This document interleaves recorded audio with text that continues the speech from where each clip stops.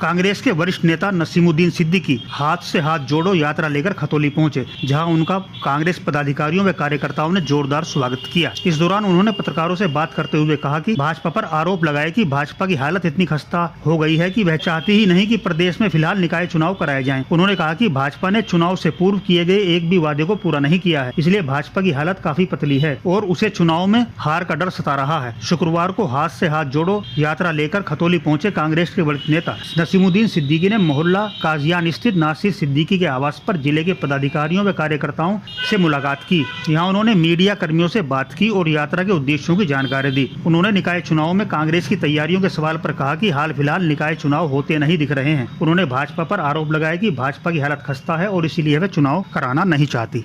अपनी अपनी ओपिनियन है। मैं कोई भविष्य वक्ता नहीं हूँ, ज्योतिषी नहीं हूँ और न ही मैं अंतर्यामी हूँ। जो इनके हालात दिखाई दे रहे हैं जी हो जाए मैं नहीं कह सकता। जी। ये सरकार ये निकाय के चुनाव आसानी से होने नहीं देगी।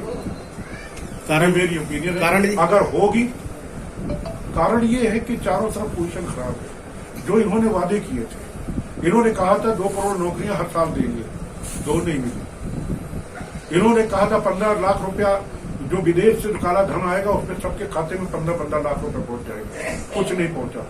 हमारी मियां की जूती मियां के साथ, यानी जीएसटी से जो पैसा आपने, लेकिन गलत जीएसटी लगाई उन्होंने। जीएसटी से जो पैसा आपको मिल रहा है उसका सिर्फ 3% उनसे करना चाहिए।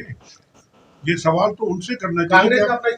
देखिए कांग्रेस का जो है, कांग्रेस का भी और मेरा व्यक्तिगत भी, मेरा ये मानना है कि अगर मुझे अपनी इज्जत कराना है तो मुझे पहले आप सबकी इज्जत करनी पड़ेगी, तब मेरी इज्जत होगी। और अगर मुझे अपने धर्म की इज्जत कराना है, अपने मजहब की इज्जत कराना है, तो मुझे दूसरे की मजहब की इज्जत करना पड़ेगी।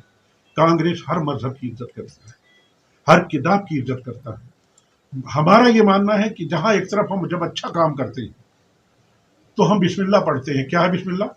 औज़ु बिल्लाहि मिनश शैतानिर रजीम, बिस्मिल्लाहिर रहमानिर रहीम। तो दूसरी तरफ इस बात को भी पढ़ते हैं और इस बात को ही मानते हैं। श्री गणेश की है। श्री गणेश क्या है? गणेश वंदना। गणेश वंदना क्या है?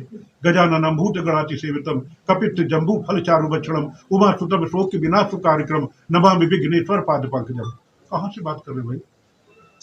अगर मौर्य जी को इतना ही बुरा लगा था तो 5 साल तक माल क्यों खाते रहे? वहां मेरा बड़ा भाई है स्वामी प्रसाद मौर्य, मेरे बड़े भाई के संबंध है, लेकिन वैचारिक संबंध हमारे नहीं।